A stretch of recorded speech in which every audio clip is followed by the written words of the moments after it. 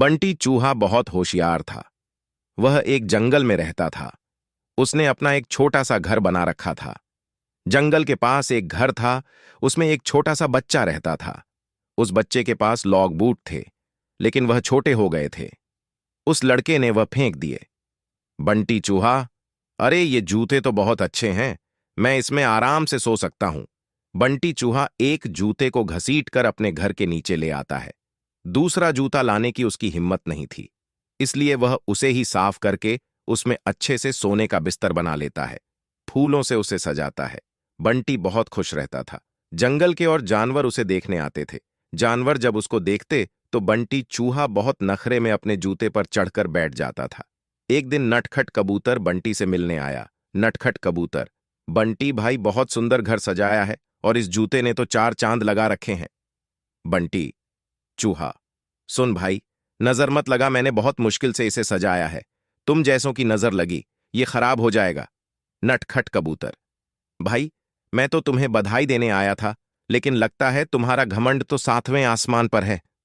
बंटी चूहा, मुझे किसी की बधाई की जरूरत नहीं है।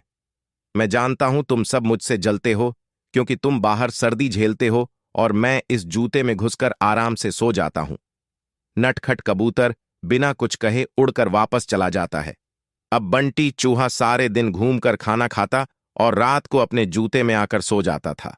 धीरे धीरे जंगल के सभी जानवरों से उसने बात करना बंद कर दिया था। अब उसका कोई दोस्त नहीं था। धीरे धीरे समय बीतने लगा। एक दिन रात के समय जंगल में तेज बारिश होने लगी। इस सब से बेखबर बंटी चूहा अपने जूते में आराम से सो रहा था। उसे बाहर के मौसम का पता नहीं लगा। बारिश का पानी बढ़ने लगा। जूते के तले में एक सुराख था, जिससे पानी जूते में भरने लगा। कुछ ही देर में बहुत सारा पानी जूते में भर गया। तभी बंटी चूहे की नींद खुली, लेकिन तब तक बहुत देर हो चुकी थी। पानी बढ़ता ही जा रहा था। उसे लगा कि वह अब मर जाएगा। बंटी चूहा जोर जोर से चिल्लाने लगा, लेकिन बारिश की आवाज में किसी ने उसकी आवाज नहीं सुनी। बंटी चूहे को अपनी मौत साफ नजर आ रही थी। वह जोर जोर से उछलने लगा। उछलते उछलते वह जूते से बाहर निकलना चाह रहा था, लेकिन जूता इतना लंबा था कि वह बाहर निकल ही नहीं पा रहा था। इधर दूर एक घोंसले में नटखट कबूतर अपने बच्चों के साथ बैठा था। नटखट कबूतर, बच्चों, लगता है किसी के चिल्लाने की आवाज आ रही है, कोई मुसीबत में है। उसने बाहर निकल के देखा कि आवाज उस जूते में से आ रही थी। वह तुरंत समझ गया कि बंटी चूहा जूते में फंस गया है। नटखट कबूतर बिना देर किए किसी तरह उड़कर वहां पहुंच गया। वह जूते के ऊपर बैठ गया। उसने देखा बंटी चूहा डूब रहा है। बंटी चूहा, कबूतर भाई, मुझे बचा लो, नहीं तो मैं मर जाऊंगा। नटखट कबूतर, क्यों, तुम्हें तो इस जूते के सिवा किसी की जरूरत नहीं थी।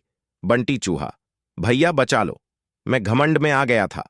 यह सुनकर नटखट कबूतर उसे अपनी चोंच से पकड़कर खींचने लगा, लेकिन बंटी चूहे का वजन ज्यादा था।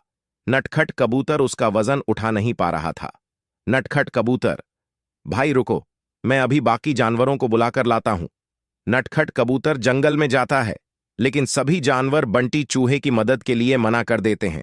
तभी रास्ते में उसे कालू कौवा मिलता है। वह उसके साथ आ जाता है। दोनों मिलकर बंटी चूहे की एक एक टांग चोंच में दबाकर उड़ जाते हैं और उसे ऊपर बने घर में रख देते हैं। बंटी चूहा अपने किए पर बहुत पछताता है। अगले दिन वह जूते को खींचकर उल्टा कर देता है। उससे उसका पानी निकल जाता है। उसके बाद वह उस जूते को घसीट कर ले जाता है और नदी में फेंक देता है। यह देखकर नटखट कबूतर और कालू कौवा बहुत खुश होते हैं।